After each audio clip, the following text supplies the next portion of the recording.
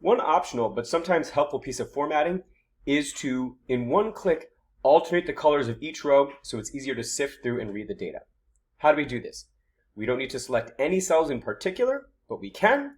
In this case, I want to format the entire sheet, so I'm just going to go ahead and go to Format, Alternating Colors. We got a couple of options. The default style is usually for the header, the first row, to be one color, and then all the rest of the data to alternate colors. Again, so it's easier to sift through. I'm going to pick this red option so it's most clear when we look at it. That was it, just a few clicks. I'm going to press Done. And now we see on our spreadsheet that the first row, the headers, is dark red, and then we alternate from white to pink. Maybe it makes it easier to sift through. I'll make one note that if we were to insert a row in the middle of everything, the spreadsheet automatically updates to preserve the alternating colors.